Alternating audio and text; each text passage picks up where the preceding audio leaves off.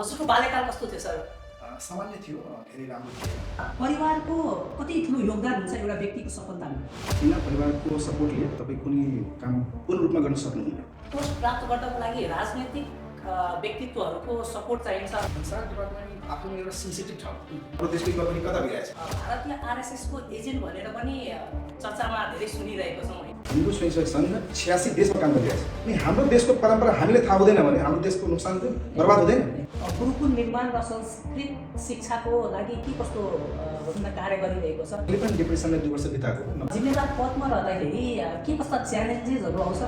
सङ्घले केही गर्दैन पनि, स्वयंसेवकले केही छोड्दैन पनि। राष्ट्रिय धर्म र संस्कृतिलाई तपाईँको एउटा समान तरिकाले कसरी नेपालमा अगाडि बढाउन सकिन्छ? बिना धर्मको राष्ट्र नै हुँदैन। अगाडि आएर फेस गर्न सकिरहेको छैन, किन? विदेशी हस्तक्षेप भइरहेछ। तपाईँलाई के लाग्छ, फेरि पनि हाम्रो देश नेपाल हिन्दू राष्ट्र बन्छ?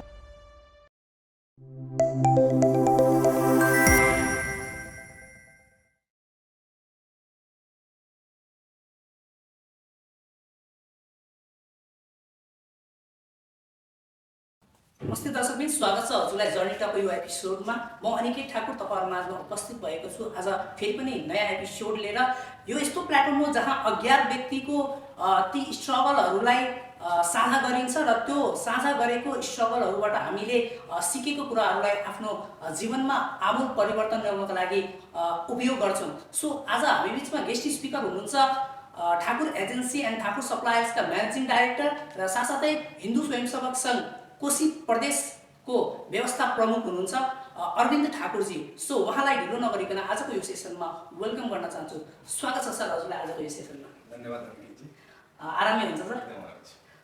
भनिन्छ जीवनमा कतै न कतै एउटा सफलता जुन हुन्छ नि, त्यो सफलता सबैले देख्छ कि, तर त्यो सफलता पछाडिको जुन एउटा सङ्घर्ष हुन्छ नि, त्यो सङ्घर्ष आफूले मात्र थाहा हुन्छ कि, अरूलाई त्यति थाहा हुँदैन होइन।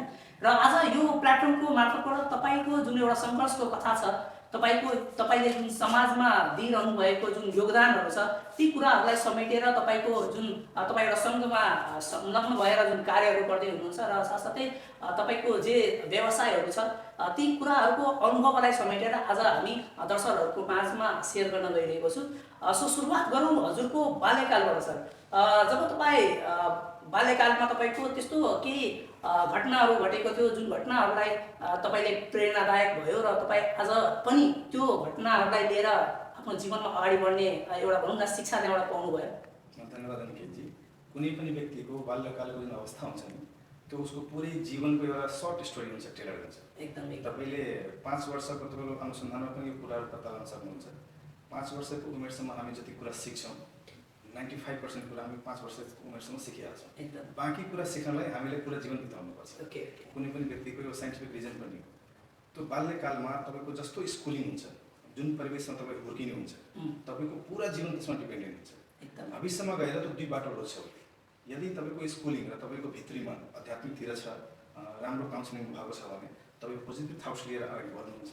तर युवावस्थामा गएर यदि तपाईँको कल्चर, तपाईँको सोसाइटी, तपाईँको फ्रेन्ड सर्कल त्यस्तो नराम्रो पढिदियो भने तपाईँ नेगेटिभ बाटो रोज्नुहुन्छ। त्यसैले तपाईँ हेर्नुभएको होला, कुनै बच्चा बाल्यकालमा धेरै मेघाली हुन्छ, तर युवावस्था पुग्दा उसको सर्कल राम्रो नभएर अर्कोतिर जान्छ, कुलतिर फस्छ र राष्ट्रविरोधी गतिविधिमा एक्टिभेट हुन्छ। त्यसले गर्दा बाल्यकालमा जति कुरा हामी सिक्छौँ र जुन सर्कल हुन्छ, त्यो सर्कललाई आजीवन बनाएर राख्नुपर्छ। यो मेरो आफ्नो सोचाइ हो। हजुरको बाल्यकाल कस्तो थियो सर? सामान्य थियो, धेरै राम्रो थिएन। प्रायः सबै सक्सेस मान्छेहरूको जुन कथा हुन्छ त्यस्तै हो। बुवा हाम्रो एउटा सामान्य सेलुन चलाउनुहुन्थ्यो। सँगै चियाको व्यवसाय पनि थियो, चिया पसल थियो हाम्रो। हामी 4 जना दाजुभाइ हौँ। म माइलो पढेँ, 2 जना कान्छो। बाल्यकाल धेरै नै सङ्घर्षपूर्ण थियो। 4 जना 6 जनाको फ्यामिली पाल्नलाई बुवाले धेरै नै गाह्रो थियो। र मेरो बुवाको एउटै एम थियो, म जति कष्ट सहे पनि आफ्नो बालबच्चालाई एजुकेसन सेक्टरबाट होस्, पढाइ लेखाइ गरेर त्योसम्म पुगाउँछ कि भविष्यमा मैले भएको कष्ट उनीहरूले भोग्नु नसकोस्। त्यो मूलधाराको विचारधाराको साथमा बुवाले धेरै सङ्घर्ष गर्नुभयो। र म अलिकति आमा बुवाको धेरै नजिक भएको गर्दा मैले धेरै पढाइ गर्न सकिनँ। म जस्ट एसएलसी पास हुँ।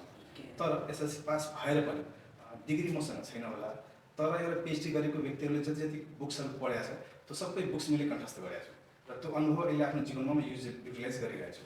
बुवाको त्यो मेहनत, आमा बुवाको त्यो मेहनत र उहाँको सँग जुन मैले टाइम स्पेन्ड गरेँ, सबभन्दा अधिकतम टाइम मैले नै स्पेन्ड गरेँ। त्यसले गर्दा पढाइ पनि छोड्नु पऱ्यो, किनभने 2टा सानो भाइ थियो, उनीहरूले पनि पढाउनु पर्ने थियो। बोर्डिङ स्कुलमा पढ्थ्यो। फिस अलिक बढी थियो, डरो थियो। बुवाले एक्लै नसकेर उहाँले हेल्प गर्नलाई मैले त्यो चिया पसलमा काम गर्न थालेँ। आफ्नो जीवनको महत्त्वपूर्ण 12 वर्ष मैले त्यही भएर भन्सार क्षेत्रभित्र हाम्रो पसल थियो र बुवासँग 12 वर्ष मैले कन्टिन्यू चिया पसल थालेँ। त्यसले पनि नपुगेर पछि कलकत्ता पनि पुगेँ म। अनि कलकत्ता पुगेर राम्रो काम पाइदिन्छु भनेर जुन व्यक्तिले लिएर गएको थियो, संयोगवश उसले कार्पेन्टरसँग काम गर्नु पर्यो, राजमिस्त्रीसँग काम गर्नु पर्यो, इभेन त्यो पानी पटाउने, ट्रक अनलोड गर्ने, लेबर कुलीको काम गर्नु पर्यो। धेरै नै मोटामोटी जति किसिमको काम हुनसक्छ त्यो सबै काम मैले आफ्नो जीवनमा गरेको छु। त्यहाँबाट फर्केपछि बुवा अलिकति बिरामी पर्नुभयो। अब घरमा एउटा चाहियो ह्यान्डल गर्नलाई। फेरि मैले कलकत्ता छोडेर यहीँ पसल गर्न थालेँ। त्यसले पनि नपुगेर नाइट सिफ्टमा म टेम्पो चलाउँथेँ जोगुनी टुप्राका। त्यो पनि काम गरेँ। त्यसले पनि अझै खर्च चाहिन्छ भनेर 3 पार्टमा मैले आफ्नो जीवनलाई समर्पित गरेँ। बिहान र दिउँसो पसलमा हुन्थेँ, राति कहिले टेम्पो चलाउँथेँ, कहिले त्यतिखेर साहु उद्योग सञ्चालक थियो कपडा टेक्सटाइल। त्यहाँ साहु उद्योगमा पनि काम गरेँ मैले। एभरेस्ट गन्ज मिलमा काम गरेँ।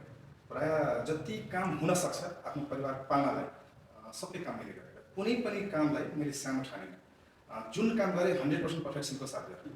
यदि मैले राजमिस्त्रीको काम गरेँ भने म जस्तो राजमिस्त्री अर्को नहोस्, त्यो लेभलमा काम गरेँ। टेम्पो चलाएको छु भने यातायात नियमदेखि लिएर सवारीको सुरक्षा सम्बन्धी कति राम्रोसँग एउटा कस्टमरले आफ्नो गन्तव्यसम्म पुग्न सक्छ त्यो मैले राम्ररी गरेँ। इभन एन्ड अलमा भन्दाखेरि जुन पेसामा मैले हात हालेँ त्यो पेसालाई मैले 100% आफ्नो समर्पण दिएँ। त्यसले गर्दा ईश्वरको पनि आशीर्वाद रह्यो। अलिकति मेरो गाइडलाइन पनि राम्रै थियो, जुन मेरो सर्कल थियो। त्यसले गर्दा यो मेरो बाल्यकालको सानो संक्षिप्त स्टोरी। ओके, एकदमै अमेजिङ थियो होइन। एकदमै सङ्घर्षपूर्ण यात्रा हजुरले पार गरेर आज यो लेभलमा आउनु भएको छ होइन। कतै न कतै एउटा मिडल क्लास फ्यामिलीले भोग्नुपर्ने ती भनौँ न धेरै कुराहरू तपाईँले भोगिसक्नु भएको रहेछ होइन, र धेरै एक्सपिरियन्स पनि तपाईँले लिइसक्नु भएको थियो। तपाईँको जीवनमा अनुशासन भन्ने नि अहिले हजुरमा एउटा भनौँ न प्रोफेसनलिजम र तपाईँको अनुशासन एकदमै झल्किन्छ होइन। यो अनुशासन आफूमा ल्याउनुपर्छ भन्ने कुराको बोध चाहिँ तपाईँलाई कहिले भएको थियो? यो मैले आफ्नो बुवाबाट सिकेको। अनुशासन सबभन्दा ठुलो के छ भने मेरो बुवाको एउटै भनाइ थियो, अनुशासनले तिमीलाई सफलताको सिँढीमा पुगाउँछ मात्र। यदि म भित्र अनुशासन छैन भने मैले त सबै सेक्टरमा त्यति सक्सेस हासिल गर्ने थिएन। तपाईँ जुन काम गर्नु, जुन सेक्टरमा जानु, जुन व्यवसायमा जानु, तपाईँले जो कति अनुशासित आफूले राख्न सक्नुहुन्छ, तपाईँको पेसेन्स कतिको छ। पेसेन्सले अनुशासन सिकाउँछ। यदि तपाईँको पेसेन्स छैन भने एकछिनमा तपाईँ उत्तेजित हुनुहुन्छ भने त्यो अनुशासन भङ्ग हुन्छ। पहिलो रोजाइ अनुशासनभन्दा पनि डिसिप्लिन, पेसेन्स। जति राम्रो पेसेन्स राख्नुहुन्छ, अनुशासित हुनुहुन्छ, आफै अटोमेटिक हुनुहुन्छ तपाईँ। त्यसमा सबभन्दा ठुलो योगदान अध्यात्मको। म कुनै पण्डित पनि होइन, धेरै धर्मको ज्ञाता पनि होइन, तर जीवनको मोडमा यदि तपाईँ आफूमा शान्ति चाहनुहुन्छ, राम्रो बाटो खोज्नुहुन्छ भने अध्यात्मले तपाईँलाई अनुशासित बनाइदिन्छ। तर तपाईँको भित्री आत्माले तपाईँलाई कोट्याएको हुन्छ। आज मैले दिउँसो यो गलत काम गरिरहेको छु। यदि तपाईँमा आध्यात्मिकता छ भने, यदि आध्यात्मिकता छैन भने तपाईँ नो केयर्स, केही फरक पर्दैन। निर्लज्ज भएर तपाईँ फेरि त्यही काम गर्नुहुन्छ। तर आफ्नो गल्ती एक्सेप्ट गरेर अध्यात्मको सपोर्टले अनुशासित जीवन जिउनु हो भने तपाईँ जीवनमा सक्सेस हासिल गर्नुहुन्छ। भनेपछि अध्यात्मको ज्ञानले तपाईँलाई अनुशासित बनायो होइन। तपाईँको सफलतामा तपाईँ अघिदेखि मैले एउटा कुरा नोटिस गरिरहेको छु, तपाईँले मम्मी बुवालाई धेरै जोड्दै हुनुहुन्छ होइन। परिवारको कति ठुलो योगदान हुन्छ एउटा व्यक्तिको सफलतामा? यो क्वेसन तपाईँ जसले पनि सोध्नुहुन्छ, सामान्यतः 99.9% व्यक्तिले यही नै जवाब दिन्छ कि परिवारको इम्पोर्टेन्स एकदम महत्त्वपूर्ण हुन्छ। बिना परिवारको सपोर्टले तपाईँ कुनै काम पूर्ण रूपमा गर्न सक्नुहुन्न। तर त्योभन्दा पहिला हामीले यो सोच्नुपर्छ कि हाम्रो सफलताको मापदण्ड के हो। हामीले त्यो लक्ष्यलाई निर्धारित गरेका छौँ। एउटा ऋषि मुनिको लागि तपाईँ गौतम बुद्धको नाम सुन्नुभएको होला। उहाँ त जङ्गलमा गएर एक्लो भएर ज्ञानको प्राप्ति गर्नुभयो, बुद्धिस्ट बन्नुभयो। तर उसमा त फ्यामिलीको सपोर्ट थिएन, फ्यामिली छोडेरमा जानुभएको थियो। तो हाम्रो लक्ष्य के छ, सफलताको मापदण्ड सूचक कसले बनाएको छ हामी, त्यो हाम्रो लागि महत्त्वपूर्ण हो। तर पनि फाइनली यसको रिजल्ट यही हो कि कुनै पनि काम गर्दाखेरि अथवा सफलता हात गर्नलाई तपाईँको फ्यामिलीको अनिवार्यता चाहिन्छ। मैले एक्जाम्पल गौतम बुद्धको किन दिएँ भने उहाँले बिना परिवारको सपोर्टको जो उहाँको लक्ष्य थियो, जसलाई उहाँले आफ्नो सफलताको सूचक बनाउनु भएको थियो, प्राप्त गर्नुभयो। तर त्यही बेला उहाँको श्रीमती, उहाँको बुवा जहाँ उहाँ तपस्या गर्न जानुभएको, जहाँ ज्ञान प्राप्त गर्न जानुभएको, त्यहाँ गएर उहाँले गिजगिजाइराख्ने, उहाँसँग लफडा गरिराख्ने भने त्यो उहाँसम्म पुग्न सक्नुहुन्थेन। त उहाँको श्रीमतीको, उहाँको बुवाहरूको त्यो त्याग जुन आफ्नो बच्चाको लागि यो मार्गमा हिँडिया छ, यदि मैले यसले धेरै डिस्टर्ब गरेँ भने त्यो ठाउँमा पुग्न सक्दैन जुन लक्ष्य लिएर निस्केको छ। त उहाँको फ्यामिलीको एउटा जुन बलिदान छ, जुन उहाँले त्याग दिनुभयो, होइन ठिक छ बाबु राम्रै बाटोमा गइरहेछ, यसलाई गर्न दिनु। आफूलाई कम्प्रोमाइज गरेर आफ्नो बच्चालाई त्यो मार्गमा जान दिनु पनि त्यो एउटा फ्यामिलीको त्याग, त्यो पनि एक किसिमको सपोर्ट हो। यसलाई दुई किसिममा हेर्नु, पोजिटिभ हेर्नुहुन्छ भने राम्रो छ, नेगेटिभ हेर्नुहुन्छ भने आफ्नो श्रीमानले छोडिदियो, आफ्नो छोराले छोडिदियो। तर उसले पोजिटिभ हेर्नु होइन, उहाँले त्याग गर्नुभएको, मेरो श्रीमान राम्रो कामको लागि जानुभएछ, उहाँले छोडिदिनुपर्छ, उहाँले ज्ञान प्राप्त गर्नुहुन्छ। उहाँ मेरो फ्यामिलीमा हुँदाखेरि मेरो उद्धार मात्र हुन्छ, तर त्यो लेभलमा पुग्नु भने उहाँले पुरा समाजको उद्धार गर्नुहुन्छ। त्यसको लागि परिवारको इम्पोर्टेन्स एकदम महत्त्वपूर्ण हुन्छ कुनै पनि कुरामा। एकदमै राम्रो तपाईँले तरिकाले सेयर गर्नुभयो, जुन गौतम बुद्धको इक्जाम्पल दिनुभयो। वास्तवमै आज हामी गौतम बुद्धलाई एउटा भगवान स्वरूप पनि मान्दछौँ होइन। हजुरको लाइफको कुनै यस्तो टर्निङ पोइन्ट जुन घटनाले आज तपाईँको माइन्डसेट चेन्ज भयो र तपाईँ सफलताको बाटोतिर लाग्नुभयो?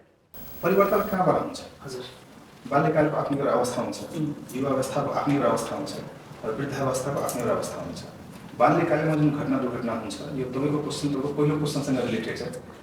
तपाईँ युवा अवस्थामा गएपछि सबभन्दा बढी भट्किने माध्यम नै त्यही युवा अवस्था। तर बाल्यकालमा तपाईँको काउन्सिलिङ कस्तो भएको छ त्यसले तपाईँको युवा अवस्था डिपेन्ड गर्छ, र युवा अवस्था तपाईँको कस्तो बित्या छ त्यसले तपाईँको वृद्धावस्था डिपेन्ड गर्छ। बाल्यावस्थामा गरेको गल्तीलाई नदोहोऱ्याइकन युवा अवस्थामा यदि अगाडि बढ्यो भने बाल्यकालले पनि सुध्रिन्छ, युवा अवस्था पनि सुध्रिन्छ। हामी न बाल्यकालमा छौँ, न युवा अवस्थामा छौँ, न पूर्ण रूपमा वृद्धावस्थामा छौँ। कुन सेक्टरमा काम गरिरहेछु त्यो सेक्टरमा काम गर्नलाई कुनै व्यक्तिको नाम नलिउँ, कुनै व्यक्तिको साथ चाहिएको थियो। त्यसले पर्मिसन दिएर मात्र काम गर्न सक्छ, हुन त त्यो ओपन फिल्ड हो, जसले पनि काम गर्न सक्छ। त्यहाँ काम गर्न गएपछि उसले धेरै नै अवधिक तरिकाले यस्तो तरिकाले मलाई अन्डरस्टिमेट गर्नुभयो, बेइज्जत गर्नुभयो, गाली गर्नुभयो। अनि त्यहाँबाट आएपछि मैले पनि ठानेको थिएँ कि यो काम के हो, यो मेरो भाषा सम्बन्धी पेसा हो, त म किन गर्न सक्दिनँ, यस्तो काममा के छ, के बाहिरको मान्छे गर्न सक्दैन, के छ यसको नियमहरू। त्यतिखेर त्यस्तो कुनै खासै नियम थिएन, यसको प्रोटोकल थिएन। तपाईँले काम आउँदो रहेछ, तपाईँसँग काम छ भने तपाईँ गएर गर्न सक्नुहुन्छ। उहाँले जुन किसिमले मलाई बेइज्जती गर्नुभएको थियो, अनि रुँदै आएको थिएँ म घर आएपछि त्यसमा धेरै स्टडी गरेँ कि यो काममा मलाई के एबिलिटी चाहिन्छ। अनि त्यो मोटामोटी 1 वर्ष मैले त्यो जति बुक्स हुन्छ संसार सम्बन्धी सबैको स्टडी गरेँ। काम केही थिएन, बेरोजगार थिएँ। यदि जीवनमा सबै काम गर्न सक्छु पनि यो पनि कुनै अनौठो काम थिएन, यसलाई म पनि गर्न सक्छु। र बिस्तारै त्यो कर्मचारीहरूको सपोर्ट, आफ्नो मेहनत, लगन, पारिवारिक सपोर्ट सबैले गर्दा त्यही ठाउँमा सर्वश्रेष्ठ भएर म निस्केको छु। भनेपछि त्यही टर्निङ पोइन्टले तपाईँलाई भन्सार क्षेत्रमा आउन पनि प्रेरित गर्यो। त्यो आवश्यकता पनि थियो, एक त त्यो घटना पनि त्यस्तो थियो र आवश्यकता पनि थियो, किनभने परिवार चलाउनलाई पाल्नलाई अर्थ महत्त्वपूर्ण छ। पैसा त थप्सो होइन, तर परिवार चलाउनलाई तपाईँलाई अर्थ चाहिन्छ। आवश्यकता पनि थियो र त्यो एक्सिडेन्ट पनि त्यस्तो ठुलो थियो, त्यसले गर्दा मलाई त्यो सेक्टरमा अझै क्षणले प्रेरित पनि गर्यो। भनिन्छ भन्सार क्षेत्रकै कुरा गर्नुभयो भने भन्सार क्षेत्रमा जस्तै अघि हजुरले पनि भन्नुभयो होइन कि त्यो पोस्टको लागि सहयोग चाहिन्छ होइन। भन्सार क्षेत्रमा एउटा हाई लेभलको, जस्तो मैले सुने अनुसार हाई लेभलको पोस्ट चिफहरू हुन्छ होइन, अरू पनि पोस्टहरू, विभिन्न पोस्ट हुन्छ। त्यो पोस्ट प्राप्त गर्नको लागि राजनीतिक व्यक्तित्वहरूको सपोर्ट चाहिन्छ अथवा भनौँ न उनीहरूको सेटिङहरू पनि चाहिन्छ, त्यस्तो अलिकति कुराहरू प्रायः सुनेको छ। यो उठिने सवाल हो, तर एकदम ढुक्क बस्नुहोस्, कुनै राजनीतिक दबाब त्यहाँ काम चल्दैन। विशुद्ध रूपमा लोकसेवाले त्यो परीक्षा लिन्छ। लोकसेवाबाट पास गरेर तपाईँ आफ्नो सर्भिस जोइन गर्न सक्नुहुन्छ। त्यसमा कुनै किसिमको सोर्स भ्यालु चाहिँदैन, कुनै भ्रष्टाचारको केही कुनै बाटो नै छैन, कुनै ठाउँ नै छैन। 100% लोकसेवाको निगरानीमा हुन्छ त्यो, र एकदम पारदर्शी हुन्छ। त्यसमा ढुक्क बस्नुहोस्। अब भन्सार जस्तो क्षेत्र त्यो भनेको अब दुई देशको सम्बन्ध होइन, दुई देशकै अरू देशबाट पनि सामानहरू आयात हुन्छ, निर्यात हुन्छ होइन। त्यो आयात निर्यात गर्ने क्रममा होइन कतिपय भनौँ न धेरै क्वान्टिटीमा आइन्छ, त्यसलाई थोरै बनाएर पास गरिन्छ ताकि भ्याट कम लागोस् होइन, त्यहाँको जुन कर हुन्छ त्यो कर कम लागोस् भनेर त्यस्ता भ्रष्टाचारहरूको कुरा पनि कहिलेकाहीँ मिडियामा आउने गर्छ होइन। त्यो कतिको सत्य हो अथवा त्यो कुरा चाहिँ के रहेको छ, अलिकति प्रस्ताइदिनुहोस्। भन्सार डिपार्टमेन्ट आफैमा एउटा सेन्सिटिभ ठाउँ। तपाईँ एउटा कुरा मनन गर्नु होला, हामी कुनै कन्ट्री जान्छौँ भने अथवा कुनै पनि विदेशी हाम्रो कन्ट्रीमा आउँछ भने पहिलो वेलकम गर्ने हात हाम्रै हुन्छ। भन्सार डिपार्टमेन्ट पछि छ त्योभन्दा ठुलो योगदान र सबभन्दा महत्त्वपूर्ण एजेन्टको जिम्मेदारी, जसले यो व्यवसायमा हात हालेको छ। कर्मचारीभन्दा पनि पहिलो इन्भेस्टिगेसन एजेन्टले गर्छ, चाहे त्यो डकुमेन्ट होस्, चाहे त्यो सामान होस्, सारा लाइबिलिटी सबभन्दा महत्त्वपूर्ण ड्युटीले एजेन्ट हो। जुन अमेरिकाले युज गर्छ त्यही सफ्टवेयर हामी युज गर्छौँ, जुन इन्डियाले गर्छ त्यही सफ्टवेयर हामी युज गर्छौँ। धेरै नै सफल भएको छौँ त्यसमा। ओपन बोर्डर सबभन्दा ठुलो समस्या हो। भन्सारमा कुनै समस्या छैन, न त कुनै भ्रष्टाचार ठाउँ छ, न कसैलाई हामी समर्थन गर्छौँ। तपाईँको पनि विगत लामो समयको अनुभव रहेको छ यो भन्सार क्षेत्रमा होइन। यो ओपन बोर्डरको जुन समस्या छ अझै पनि अब नेपालको लागि पनि घाटा हो र इन्डियाको लागि पनि घाटा हो। एउटा आर्थिक रूपमा हेऱ्यो भने हुन त आम पब्लिकको लागि अलिअलि बेनिफिट हुन्छ होइन, तर यो तस्करहरूलाई रोक्नको लागि त्यस्तो के कुराहरू अपनाउँदाखेरि नेपाल सरकारलाई भनौँ न ठिक हुन्छ, तपाईँको धारणा के छ यसमा? बोल्दाखेरि यो सानो ठुलो कुरा होला। जहिलेसम्म पासपोर्ट सिस्टम लगाउनु हुन्न तपाईँ आफ्नो कन्ट्रीलाई सुरक्षित राख्न सक्नुहुन्न। मेरो ठुलो मिसन नै थियो, सबै बोर्डर बन्द गर्नुहोस्, पासपोर्ट सिस्टम लगाउनुहोस्, अवैध प्रवासी हुन्छ आउँछ छिर्छ खुल्ला बोर्डरबाट त्यसलाई पूर्ण रूपमा प्रतिबन्ध गर्नुहोस्, बन्द गर्नुहोस्। किनभने अहिले तपाईँले धेरै कुराहरू हेर्नु होला, सामाजिक सञ्जालमा पनि भाइरल भइरहेछ। बङ्गलादेशबाट मान्छेहरू छिरिरहेछन्। भारतमा जुन बङ्गलादेशका मान्छेहरू भारतमा अलरेडी पहिलादेखि बसिरहेछ, त्यहाँ एसआइआर लागू गरेपछि धेरै मान्छेहरू त्यहाँ विस्थापित भएछ, सबै नेपाल छिरिरहेछ। उसलाई कसले इन्ट्रेस्ट गर्नु? हाम्रो अहिले नेपाल प्रहरीको जुन अवस्था छ अथवा अनुसन्धान निकायहरूको जुन अवस्था छ त्यो स्टेबल छैन। त्यो त्यसको गलत बेनिफिट उठाइरहेछ। कुनै सूची नै छैन, डाटा नै छैन। डाटा कसले राख्छ? बोर्डरमा कतिजना क्रस भयो, जुन लिगल वे छ त्यहाँ त इन्ट्री छैन भने इलिगल वेबाट कति छिर्यो कति छिर्यो, खुला सिमाना पनि छ। त यो देशको सुरक्षाको लागि सबभन्दा ठुलो खतरा तपाईँको डेमोग्राफी नै चेन्ज गरिदिन्छ। आज तपाईँको समाजमा 1000 क्यापेसिटीको मान्छे छ, यहाँको सबै उपभोग गर्ने वस्तुहरू 1000 छ, जसले ट्याक्स पनि दिइरहेछ, राष्ट्रको विकासमा सहयोग पनि गरिरहेछ। त्यही 2000 अनावश्यक विदेशी इन्ट्री गर्यो भने तपाईँको त्यो लोकल एरियाको थ्रेट कस्तो हो? नराम्रो हुन्छ। उसले ट्याक्स पनि तिरेको छैन, तिर्दैन पनि, र तपाईँको सामान उपभोग गर्छ, तपाईँले नि हप्काउँछ, लुटमार गर्छ। सेक्युरिटी थ्रेट सबभन्दा ठुलो हुन्छ, राष्ट्र खराबमा जान्छ। यो खुल्ला बोर्डर बन्द गर्नुहोस्, पासपोर्ट सिस्टम लगाउनुहोस्, लिगल एन्ट्री चालु गर्नुहोस्, डाटा कलेक्ट गर्नुहोस्। यो भन्सारको जुन कुरा छ नि, भन्सारमा तपाईँको ठुलो ट्रान्जेक्सन हुँदो रहेछ होइन। नेपालमा दुईवटा ठुलो भन्सार भनेर भन्छ, एउटा वीरगन्जको, एउटा हाम्रो यो जोगबनी भन्सार होइन, हाम्रो विराटनगर भन्सार। यहाँको भन्सारको आय स्रोतले देशलाई विकास गर्नमा के कस्तो मद्दत पुर्याइरहेको छ? यहाँ पनि के छ भने तपाईँले इम्पोर्ट ड्युटीमा देश चलाउनुहुन्छ, त्यो पैसा हाम्रो पैसा हो नि, यहीँको जनताको पैसा हो नि। नयाँ के अर्जन गऱ्यो भने जहिलेसम्म हामी एक्सपोर्टमा भर दिँदैनौँ, एक्सपोर्टको डेभलप गर्दैनौँ, विदेशी करेन्सी आउँदैन हामीसँग, कसरी देश विकास गर्नु सक्छ? इम्पोर्ट ड्युटीको भरमा नजानुहोस्। यो तस्करी हुने ठुलो रिजन पनि त्यही हो। तपाईँ ट्याक्सलाई जिरो बनाउनु न, इन्टरनल भ्याटलाई बढाउनु, तपाईँ लोकल जति व्यापार हुन्छ त्यसको इन्भेस्टिगेसन गरिराख्नुहोस्, इम्पोर्ट ड्युटी जिरो गरिदिनुहोस्, तस्करी पनि हुँदैन। तपाईँ कस्टमर ड्युटी लिनुहुन्न, इन्डियाले के गर्छ? त्यही त गर्छ।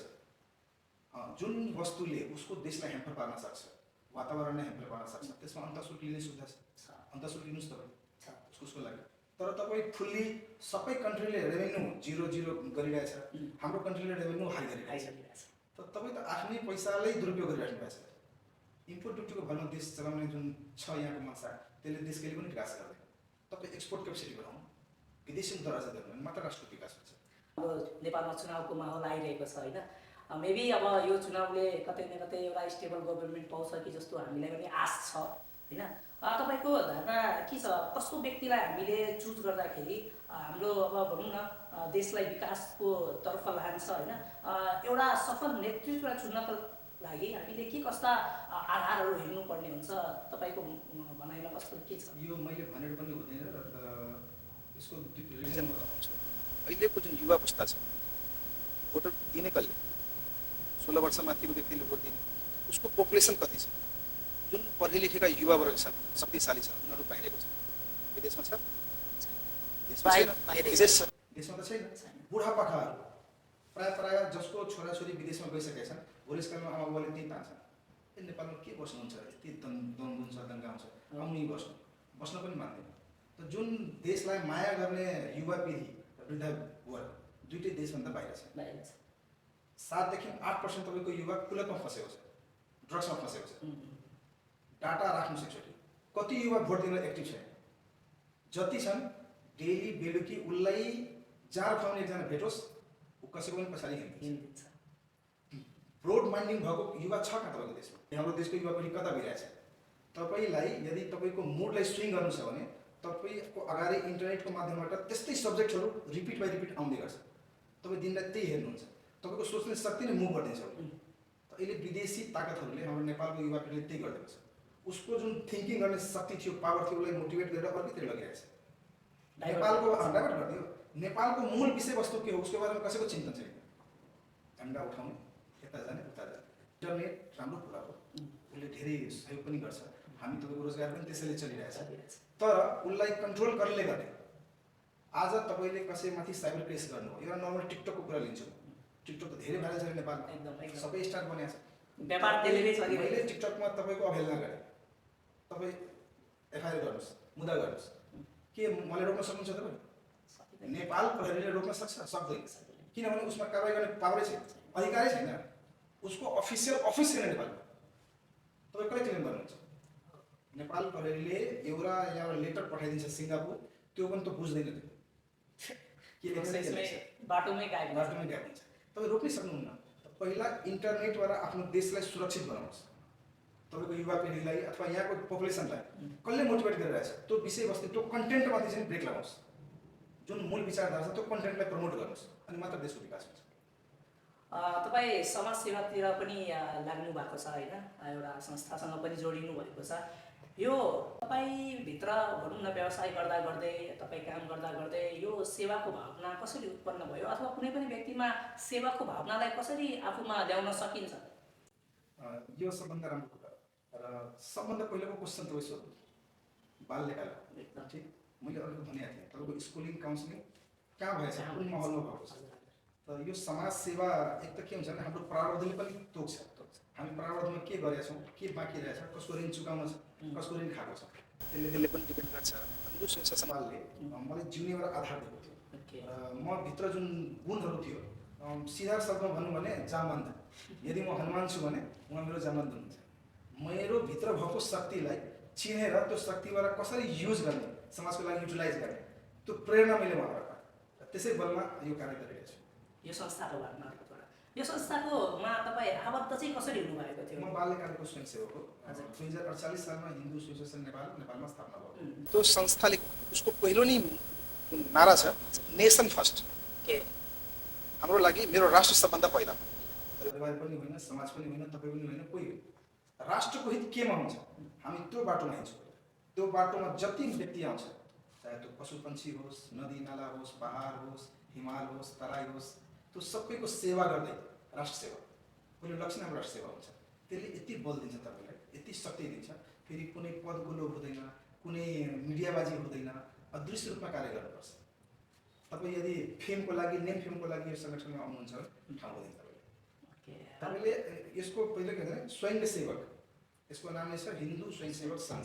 हिन्दुत्व विचारधाराले लिएर राष्ट्रको सेवा गर्ने, राष्ट्रको विकास कसरी गर्ने। स्वयंसेवक आफूलाई सेवकको रूपमा प्रस्तुत गर्ने, समाजको अगाडि, देशको अगाडि, व्यक्तिको अगाडि आफूलाई सेवकको रूपमा प्रस्तुत गर्ने। सेवक कस्तो हुन्छ?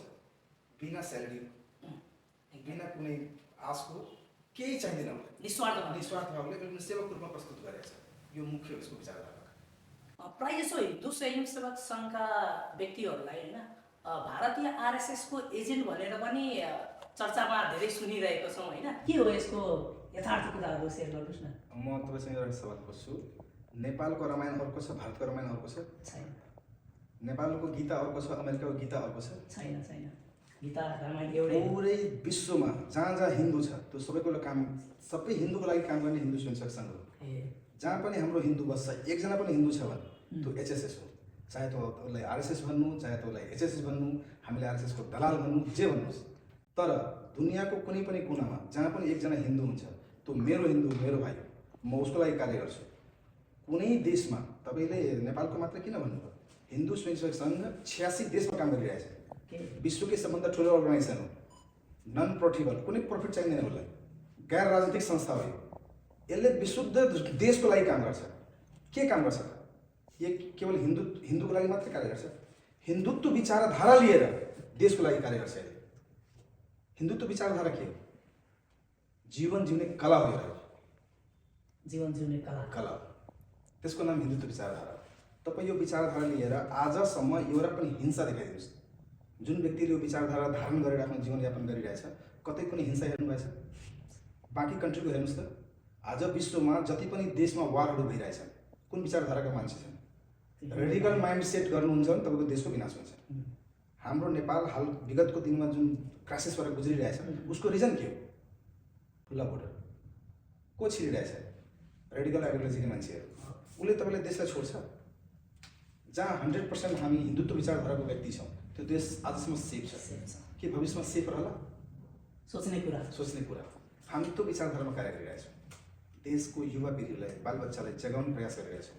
क्यारेक्टर बिल्डअप गरेर, व्यक्ति निर्माण गरेर देशको सुरक्षा गरिरहेछौँ। तपाईँलाई आफ्नो अध्यात्म नै थाहा छैन, तपाईँ गीता पढ्नु नै भएको छैन भने तपाईँलाई जहिले पनि मोटिभेट गर्न सक्छ, जता पनि लान सक्छ। पहिला आफ्नो धर्म सिक्नुहोस्, आफ्नो संस्कार सिक्नुहोस्। यदि तपाईँको आफ्नो धर्म, संस्कार, परम्परा तपाईँसँग कुटले भरेको छ भने तपाईँले कसले मोटिभेट गर्न सक्छ? कसैले गर्न सक्दैन। आज पहाडतिर जति किसिमको क्रिस्चियनिटी बढिरहेछ, किन बढिरहेछ? मलाई आफ्नै धर्म थाहा छैन त मलाई त जसले पनि भनिदिइहाल्छ यो राम्रो होइन, यता राम्रो। यो मूल काम हामी गरिरहेछौँ। त्यसैले मलाई कसैले आरएसएसको दलाल भन्छ भने धन्यवाद तपाईँको लागि। यदि आरएसएसको दलाल भएर पनि मैले आफ्नो देशको सुरक्षा गर्न सकेँ भने यिनीहरूलाई गर्वको कुरा हो। गीता भारतको लागि पनि त्यही हो, नेपालको लागि पनि त्यही हो। रामायण अमेरिकाको लागि पनि त्यही हो, नेपालको लागि पनि त्यही हो। मूल उद्गम स्थल नै नेपाल हो। पुरै दुनियाँमा तपाईँ इतिहास पढ्नुभएको होला, जति पनि ऋषि मुनिहरू हुनुहुन्थ्यो, जति पनि ज्ञानी व्यक्ति हुनुहुन्थ्यो, उनीहरूको तपस्या गर्ने, ज्ञान प्राप्त गर्ने स्थलको रूपमा देवभूमि हो नेपाल। जसले पनि यहीँ आएर ज्ञान प्राप्त गरेको छ। अहिले सीमाले गर्दा यताउता छुटिएको होला, तर उद्गम स्थल हिमालय नै हो। सबैको ज्ञान प्राप्तिको उद्गम स्थल हिमालय हो। अनि हाम्रो देशको परम्परा हामीले थाहा हुँदैन भने हाम्रो देशको नोक्सान हुँदैन, बर्बाद हुँदैन। हामी त्यो आफ्नो परम्परा जोगाउनलाई त अहिलेको युवा पिँढीमा त्यो व्यक्तित्व निर्माण गर्दै यदि हामीले उसको क्यारेक्टर बिल्डअप गरिदिए, उसले राम्रो क्यारेक्टरको भइदियो, उसले आफ्नो इतिहास, संस्कृति, परम्पराको ज्ञान भइदियो भने हाम्रो देश सुरक्षित हुन्छ। केही विचारधाराको साथ हामी काम गरिरहेछौँ। जसरी हजुरले भने नि राम्रो क्यारेक्टर बिल्ड गरिदियो होइन, यो एचएसएसले होइन, हिन्दू स्वयं सेवक सङ्घले तपाईँको एउटा आम व्यक्तिको क्यारेक्टर बिल्डअप गर्नको लागि के कस्ता योगदान पुर्याइरहेका छ त्यसको बारेमा पनि थोरै चर्चा गरिदिनु। सङ्घले केही गर्दैन पनि, स्वयंसेवकले केही छोड्दैन पनि, यो हाम्रो मूल धारा। यसको लागि हामीले वर्षमा 6 पर्वहरू मनाउँछौँ। नव वर्ष जुन विदेशी कल्चरको रूपमा 1 जनवरी मनाउनु गएको छ, हामी त्यसलाई मान्दैनौँ, हामी उसको विरोध पनि गर्छौँ। हाम्रो आफ्नो नव वर्ष छ, हाम्रो आफ्नो इतिहास छ। हामी त्यो नव वर्षमा गाउँ गाउँमा, चौक चौकमा दीप प्रज्वलित गरेर त्यसलाई मनाउँछौँ। रक्षाबन्धन उत्सव छ, गुरु पूजा छ, विजयादशमीमा शस्त्र पूजा गर्छौँ, उत्सव दिवस मनाउँछौँ। 6 हाम्रो मुख्य पर्व छ नि। हामीभन्दा राम्रो दसैँ कसले मनाउन सक्छ? 7 दिनै हामी पुरा कस्तो रमाइलो गर्छौँ। होलीको तिहार हेर्नु, छठ पूजा हेर्नु, हाम्रो आफ्नै यति परम्पराहरू छ नि, हामीले त्यसलाई राम्रो तरिकाले मनाइदियो भने विदेशीहरू यहाँ हेर्न आउँछ। हाम्रो दसैँ, हाम्रो छैठ हेर्न आउँछ कि आउँदैन? त्यो बिल्डअप गर्ने, हामी आफ्नो परम्पराले सिकाउने, उसले जगेर्ना गर्ने। प्राथमिक हामी शिविर लगाउँछौँ विद्यार्थीहरू। 3 दिवसीय हुन्छ, 7 दिवसीय हुन्छ, 15 दिवसीय हुन्छ, आवासीय हुन्छ। त्यसमा हामीले बिहान उठ्नेदेखि लिएर राति सुत्ने बेलासम्म के काम गर्दा हाम्रो बिल्डअप हुन्छ। बिहान उठेर यो प्राणायाम गर्ने, एक्सर्साइज गर्ने, व्यायाम गर्ने बौद्धिक वर्गहरू हुन्छन्। त्यसमा हाम्रा नेपालका प्रमुख व्यक्तित्वहरू, कोही आध्यात्मिक व्यक्तित्व हुनुहुन्छ, कोही दर्शनमा हुनुहुन्छ, कोही इतिहासमा हुनुहुन्छ, उहाँहरूको सेसन चल्छ कन्टिन्यू 7 दिन। अनि त्यो घरबाट टाढा हुन्छ किनभने आवासीय छ, सीमित साधनमा, त्यसलाई एसीमा राख्दैन। नर्मल स्कुलको कक्षा हुन्छ, तल बोरा ओछ्याएको हुन्छ, नर्मल एउटा बेडसिट ओछ्याएको हुन्छ। त्यस्तो कठिन परिस्थितिमा यदि 7 दिन उसले सर्भाइभ गरिहाल्यो भने तपाईँ हामीले प्राथमिक वर्ग अथवा प्रथम वर्ग गरेको कुनै व्यक्तिसँग, कुनै विद्यार्थीसँग भेट्नु होला। त्यो वर्ग गरेको पहिला र वर्ग गरिसकेपछि उसको तपाईँ तुलना गर्नु होला। प्यारेन्ट्सहरू आउँछन् हामीसँग, हाम्रो बच्चाले पनि गर्नु, बच्चा मान्दैन। 2 दिन धेरै कठिन हुन्छ जब सुरुमा उनीहरू वर्गमा आउँछन् अनि 2 दिन धेरै मोबाइलमा बिताउने व्यक्ति बिना मोबाइलको त्यहाँ 7 दिन कसरी बित्छ अनि धेरै परेशान गरेर भाग्ने प्रयास गर्छ। तर 2 दिन क्रस भइसकेपछि ऊ आफै त्यहाँ बस्नु। मैले अस्ति यही जत्रामा एउटा वर्ग लगाएको थिएँ, 7औं दिन केही विद्यार्थीहरू रुन थाल्यो, सर म जाँदिनँ, मलाई यस्तै महल मनपर्छ, राम्रो लाग्छ, कस्तो रमाइलो भयो, घरमा त यस्तो छ उस्तो छ, यहाँ कस्तो हामी धेरै नयाँ साथी बनायौँ, वास्तविक ज्ञान पाउँछ नि त, नयाँ साथी बनाऊ। मैले मन्त्र सिकेको थिएन, अब म आफै हवन गर्न सुरु किनभने त्यो जतुवाको उसमा गुरुकुलमा हवन केन्द्र डेली शनिबार त्यहाँ हवन हुन्छ अनि बच्चाहरूले त्यहाँ हवन कन्टिन्यू गराएको अनि उनीहरू हवनको के गुण छ, उसको के विशेषता छ, हवनमा हामी के सामग्री हाल्छौँ उसले हाम्रो वातावरणलाई के परिमार्जित गर्छ, कसरी रिफ्रेस गर्छ, त्यो साइन्टिफिक कुराहरू पनि अध्यात्मलाई विज्ञानसँग जोडेर हामी त्यो लेसनको शिक्षा दिन्छौँ उनीहरूलाई। त्यसले गर्दा पछाडि धेरै इन्ट्रेस्टेड हुन्छ र धेरै उसमा परिवर्तन आउँछ। जसरी हजुरले भन्नुभयो नि जतुवामा लगाएको थियो होइन, एकजना हाम्रो भ्युवरकै क्वेसन्स थियो होइन कि अब नेपालमा यस्तो कुराहरूको एकदमै खाँचो रहेको छ होइन, यो हाम्रो संस्थाले गुरुकुल निर्माण र संस्कृत शिक्षाको लागि के कस्तो भनौँ न कार्य गरिरहेको छ, त्यसको बारेमा पनि थोरै जानकारी। हाम्रो अलरेडी छ, हाम्रो सङ्घले पशुपति शिक्षा मन्दिर भन्ने नेपालभरिमै विद्यालय चलाउँछ। हाम्रो कटरीमा एउटा विद्यालय छ पशुपति शिक्षा मन्दिर, देशभरि नै छ। त्यसमा हामीले नेपाल सरकारको जुन करिकुलम छ त्यो सँगसँगै हाम्रो आफ्नो परम्परा र संस्कृतिसँग आबद्ध भएको विषयवस्तु समावेश गरेर हामी त्यहाँ पढाउँछौँ। बिहान प्रार्थना हुन्छ, प्रार्थना स्टार्ट हुँदै भोजन गर्नुभन्दा अगाडि भोजन मन्त्र सिकाइन्छ। घरमा बस्दाखेरि कसरी आफूले बिल्डअप गर्ने, आफ्नो फ्यामिलीले कसरी सेफ राख्ने, त्यो सबै विषयवस्तुको एक्स्ट्रा इनर्जी पनि उनीहरूले पाउँछ। त्यहाँ पढाउने व्यक्तित्वहरू पनि सङ्घीयभरि शिक्षित भएर आफ्नो निस्वार्थ सेवा दिने। तपाईँ त्यहाँ कुनै पनि शिक्षकको यति स्यालेरी हुँदैन कि उसले आफ्नो 2 जनाको परिवार पाल्न सकोस्, तर पनि जीवनभर उसले आफ्नो सेवा दिएको हुन्छ। किनभने सङ्घप्रति समर्पण हो उसको, कि होइन म त ट्रेनिङ भएँ म नयाँ पुस्तालाई पनि त्यही विचारधारा लगौँ भनेर उनीहरूले त्यो किसिमको सेवा दिन्छ। नेपालभरि नै हामी यसको प्रयास गरिरहेका छौँ। त्यसबाहेक एकल विद्यालय भन्ने हुन्छ हाम्रो चल्छ नेपालभरि, जहाँ विद्यालय पुग्न सक्दैन, टिचर पुग्न सक्दैन, गभर्मेन्टको स्कुल छैन, त्यहाँ हाम्रो सङ्घका स्वयंसेवकहरू, एजुकेटेड स्वयंसेवकहरू गएर 2 घन्टाको श्रमदान गर्नुहुन्छ। बच्चाहरू आउँछ, हामीले उसको पढ्ने स्टेसनरी बुक्सहरू त्यहाँ उपलब्ध गराउँछौँ। त्यो शिक्षक निःशुल्क रूपमा त्यहाँ सेवा दिनुहुन्छ। यस्तै विभिन्न क्रियाकलापहरू छन्। अब त्यो आधी घन्टा 1 घन्टामा तपाईँले भनेर पनि साध्य हुँदैन र यसलाई सङ्घलाई बुझ्नलाई सबभन्दा मेरो अनुरोध के छ भने मैले भनेर तपाईँ बुझ्न सक्नुहुन्न जहिलेसम्म सङ्घमा आउनुहुन्न। सङ्घभन्दा पनि शाखामा आउनुहुन्न। शाखा हाम्रो सङ्घको आत्मा हो, मेन आत्मा नै शाखा हो। तपाईँलाई 1 घन्टाको कार्यक्रममा 10 किसिमको कुरा सिकाइन्छ। त्यहाँ खेलकुद यस्ता यस्ता सिकाउनुहुन्छ। बुढा व्यक्ति पनि, वृद्ध व्यक्ति पनि त्यहाँ आएर रमाउनु गर्नुहुन्छ। यस्तो मैले बाल्यकालमा गरेको थिएँ। हामीले कति जहाँसम्म मलाई लाग्छ यो 5-7 वर्षमा मैले 30-40 जना वृद्धलाई डिप्रेसनबाट निकालेको छु शाखामा ल्याएर। त्यहाँ उहाँहरूलाई त्यो बाल्यकालको अनुभूति हुन्छ। यस्तो यस्तो खेलहरू हुन्छ नि, उहाँले एकदम सानो हुँदाखेरि खेल्नुभएको होला, यो उमेरमा त्यस्तै खेल्नुहुन्छ, डिप्रेसनभन्दा बाहिर आउनुहुन्छ। देशप्रति उहाँको दायित्व हुन्छ। के हुन्छ हाम्रो जीवनमा जस्तो आफ्नो आमा बुबाको लागि पनि हाम्रो दायित्व छ नि सेवा गर्नु, देशको लागि पनि दायित्व त हुनु पऱ्यो नि त, आफ्नो समाजको लागि पनि दायित्व हुनु पऱ्यो। जुन समाजले हामीले रोजगार दिएको छ, वासस्थान दिएको छ, माया गरेको छ, इज्जत सम्मान दिएको छ, त पहिलो दायित्व त हाम्रो त्यो समाजको लागि हो नि त। त्यो समाज कसरी सुरक्षित हुने, त्यो समाजको बच्चाहरूले कसरी बिल्डअप गर्न सकिन्छ, मेन फोकस हाम्रो त्यहाँ हुन्छ। त्यो हाम्रो दायित्व पनि हो। जुन समाजले हामीले अन्न दिएको छ, जल दिएको छ, ठाउँ दिएको छ, आश्रय दिएको छ, सुरक्षा दिएको हुन्छ। मेरो घरमा आग लागेको छिमेकी आएर मेरो घरमा आग लगाउँछ भने मेरो दायित्व हो, म उसको प्रति के गर्न सक्छु। धेरै नगरे पनि उसले संस्कारित बनाएर राष्ट्रभक्त बन्न सक्छ नि त। त्यसमा कतिको गर्न सक्छ, त्यही प्रयासमा छ। सबै मानिसको जीवनमा भनौँ न त्यस्तो क्षण आउँछ, त्यस्तो सिचुएसनहरू आउँछ जुन सिचुएसनमा अघि तपाईँले कुरा गर्नुभएको थियो डिप्रेसनको होइन, डिप्रेसन अथवा भनौँ न फ्रस्ट्रेसनहरू आउँछ होइन, कुनै घटनाले गर्दा त्यस्तो सिचुएसनहरू क्रिएट हुन्छ होइन। हो त्यस्तो सिचुएसन तपाईँको लाइफमा कहिले घटित भएको थियो अथवा भनौँ न त्यस्तो सिचुएसन आइदियो भने तपाईँ आफूलाई मेन्टली स्ट्रङ चाहिँ कसरी राख्नु? मैले पनि डिप्रेसनले 2 वर्ष बिताएको, नबिताएको 3 वर्ष मोटामोटी बिताएको छु। कतिचोटि यस्तै भन्न मिल्दैन, तर त्यो बेला मलाई कुन दिन त्यो राम्रो लाग्यो, म अफिसमा यस्तै धेरै तनावमा भएर उभिरहेको थिएँ अनि केही नेगेटिभ कुराहरू साथीभाइले सुनेछ। एकजना मेरो जुनियर वर्करले रुँदै आएर मलाई के भन्यो भने दाइ तपाईँ आफूले केही नगरिदिनु ल, तपाईँले थाहा छैन हाम्रो परिवार तपाईँलाई हेरेर जिउँदो छ, तपाईँले गर्दा हाम्रो पुरा फ्यामिलीको रोजगार पाइरहेछ, तपाईँले केही भइदिनु हामी सबै बेरोजगार हुन्छौँ, मेरो घरमा भुखमरी हुन्छ। अनि त्यो दिन त्यो मेरो लागि टर्निङ पोइन्ट पनि थियो। मेरो मनमा के आयो भने यदि तपाईँको कारण डिप्रेसनमा छु, तपाईँ सिङ्गल व्यक्ति हुनुहुन्छ नि, तपाईँ सिङ्गलले गर्दा म डिप्रेसनमा गएछु भने मलाई के भयो भने त मबाट झुरिएको 50 जना बेरोजगार हुन्छ, उसको घरमा बिचल्ने हुन्छ। त 1 जनाको लागि 50 जनाले मर्न दिउँ? त्यसको त्यो जुन कुरा थियो नि, तपाईँले हेरेर हामी बाँचिरहेछौँ, तपाईँले गर्दा हाम्रो घर परिवार चलिरहेछ, त्यो मेरो लागि ठुलो टर्निङ पोइन्ट थियो। त्यहाँदेखि म त्यसो भएर बाहिर निस्केछु। एकदमै इन्सपाइरिङ रहेछ होइन त्यो कुरा तपाईँले जुन सेयर गर्नुभयो।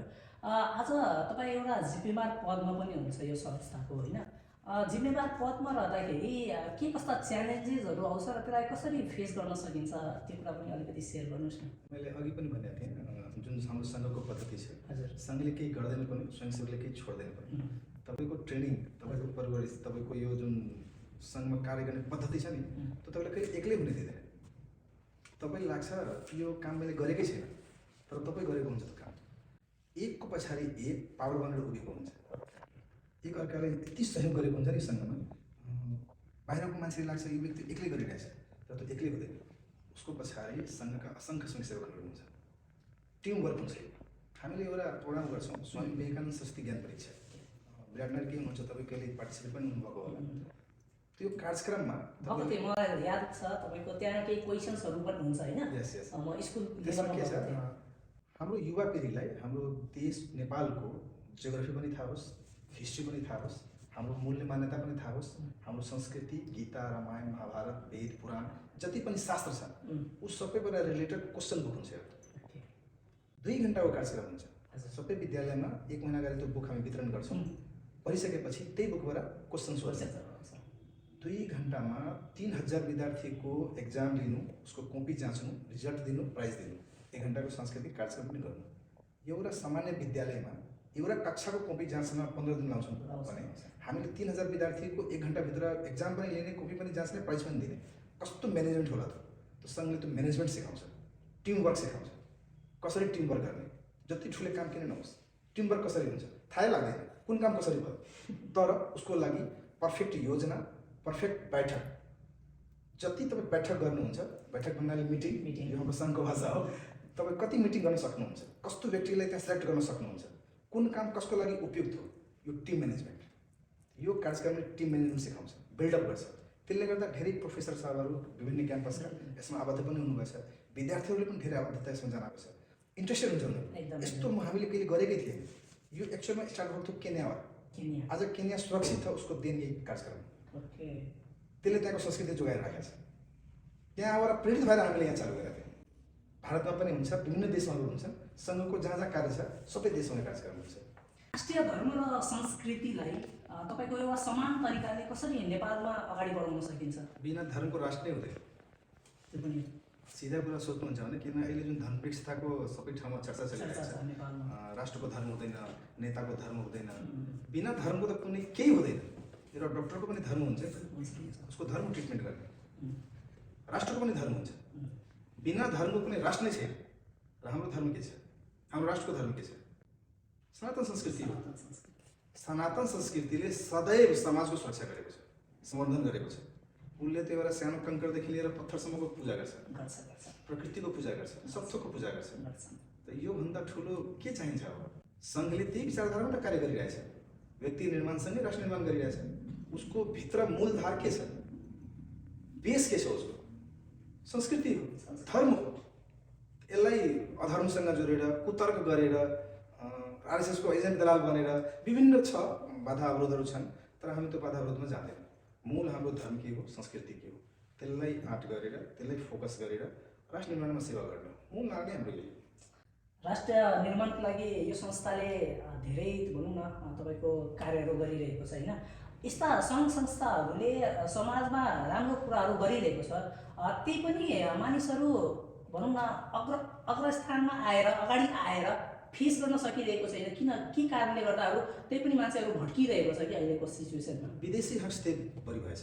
ओके, विदेशी हस्तक्षेप। एक्ज्याक्टली। किनभने तपाईँ यदि आफ्नो संस्कृतिलाई लिएर अगाडि बढ्नुहुन्छ भने तपाईँलाई खुट्टा टान्नेदेखि लिएर विभिन्न मुद्दा मामिला अहिले पनि हाम्रा सङ्घका स्वयंसेवकहरू, हाम्रो विभिन्न निकायहरू छन्, सङ्गठनहरू छन्, विस्तार छन्, भातृ सङ्गठनहरू विभिन्न कार्यको लागि, जस्तो धर्म प्रचारको लागि विश्व हिन्दू परिषद नेपाल छ हाम्रो सेकेन्डरी।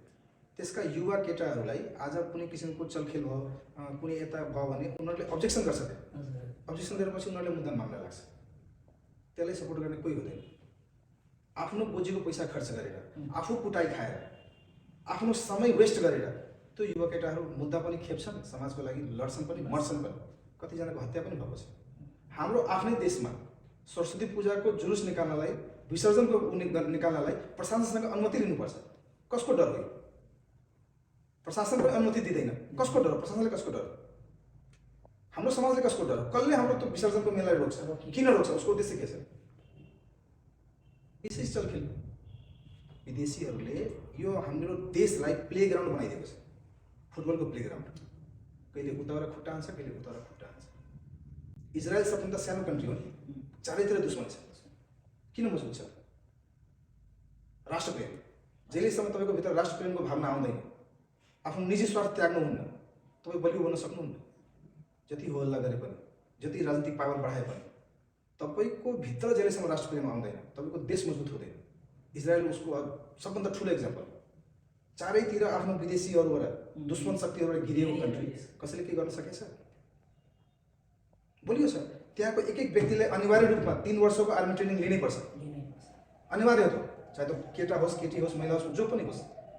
जो व्यक्ति 3 महिनाको आर्मीको ट्रेनिङ लिन्छ ऊ आफैमा एउटा योद्धा हुन्छ। कोही विदेश जान्छ, कुनै इजरायलीलाई सुन्नुभएछ त्यो विदेश गएर कमाएर आउँछ? किन? उसले जे गर्छ आफ्नो देशमा गर्छ, आफ्नो माटोमा गर्छ। विदेशीले आफ्नोमा ल्याएर टेक्नोलोजी दिएर उसले उत्पादन गर्छ। उसले हाम्रोमा त धेरै स्रोतहरू छन्, बिजुलीका स्रोतहरू छन्, पर्यटनका स्रोतहरू छन्, धेरै यस्ता खनिजहरू छन् दबाईको, त्यो खनिजले गर्दा पनि चलखेल भइरहेछ। आउँदो पिँढी युरेनियममा डिपेन्डेन्ट छ, पुरै विश्व युरेनियममा डिपेन्डेन्ट छ। नेपालमा उसको प्रचुर मात्रा छ, सबै देश चलखेल गरिरहेछ। हुनसक्छ भोलिको मितिमा मलाई पनि अब्जेक्सन हुनसक्छ तपाईँको यो प्रोटेस्टले गर्दा, किनभने यस्ता कुराहरू बोल्ने हिम्मत कसैमा हुँदैन, बोल्न पनि चाहँदैन। जो बोल्छ मुद्दातिर जान्छ। तर सबभन्दा पहिला नेसन फर्स्ट। तपाईँ के गर्न सक्नुहुन्छ आफ्नो ठाउँमा? तपाईँसँग जे छ, यदि मसँग विचारधारा छ त मैले आफ्नो विचारधारा दिन सक्छु। यसरी बिल्ड गर्नुपर्छ, यही लक्ष्यमा छ हामीहरू। एकदमै नेपाललाई यदि भनौँ न स्थिर बनाउन छ भने यो पोलिटिकललाई स्टेबिलिटी गर्न जरुरी छ। र एउटा अब हामी कुरा गर्दै जाँदाखेरि हिन्दू धर्मको कुराहरू आयो।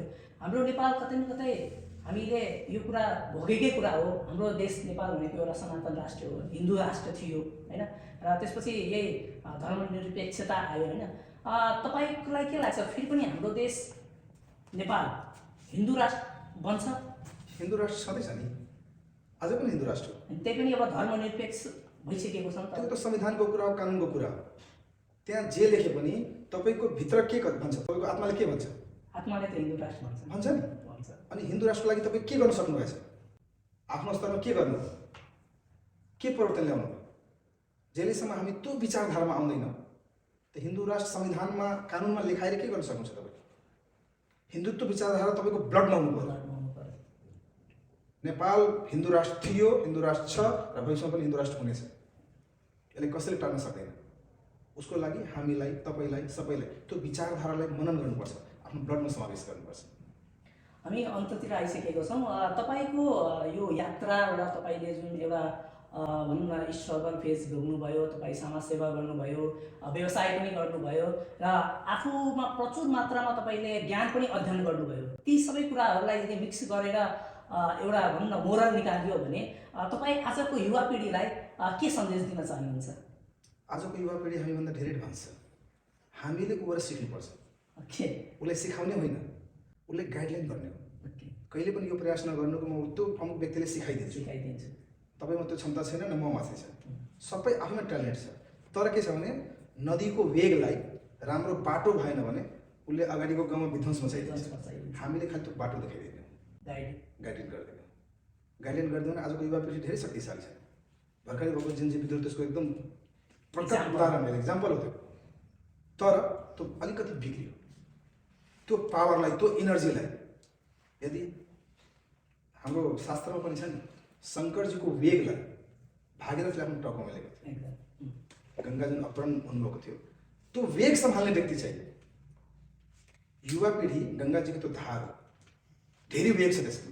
तर त्यो वेगलाई ब्रेक गर्दै गर्दै पोजिटिभतिर, निर्माणतिर कसरी लाने कि सबै कल्याण होस्, जनकल्याण होस्, त्यो कामको प्रयासमा छौँ हामी। एकदमै रमाइलो कुराकानी भयो सर। हजुरले आफ्नो अमूल्य समय हामीलाई दिनुभयो, त्यसको लागि हृदयदेखि धन्यवाद दिन चाहन्छु। र तपाईँ आज यो हाम्रो जर्नीटकको माध्यमबाट हाम्रो भ्युवरहरूलाई के भन्न चाहनुहुन्छ? 2 शब्द राखिदिनु होला। धन्यवाद अनिकेतजी तपाईँलाई। भ्युवरलाई एउटै आग्रह छ, सबैजनाले आफ्नो निजी स्वार्थबाट उठेर आफ्नो देशको लागि के गर्नुपर्छ। यो विचारले मात्र होइन, आफ्नो कर्मले, आफ्नो व्यवहारले स्टेटस म राष्ट्रवादी छु, म राष्ट्रिय प्रेमी छु स्टेटस लेखेर हुँदैन। बरु त नलेख्नुहोस्, कुनै झन्डा नउठाउनुहोस्, कुनै जुलुस ननिकाल्नुहोस्, तर भित्री मनले यो राष्ट्र निर्माणमा तपाईँको सहयोग के हुनसक्छ त्यो सहयोग गरिदिनुहोस् बस। धन्यवाद, यति नै भन्नु छ मलाई।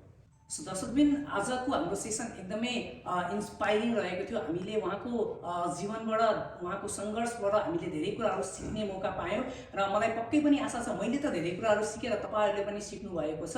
यदि आजको यो सेसन तपाईँहरूलाई राम्रो लागेको छ भने लाइक, सेयर, सब्सक्राइब अवश्य गरिदिनु होला र हामी फेरि पनि भेट्नेछौँ अर्को एपिसोडमा अर्को इन्सपाइरिङ गेस्ट स्पिकरको साथमा। त्यति बेरसम्मको लागि गुड बाई, नमस्कार।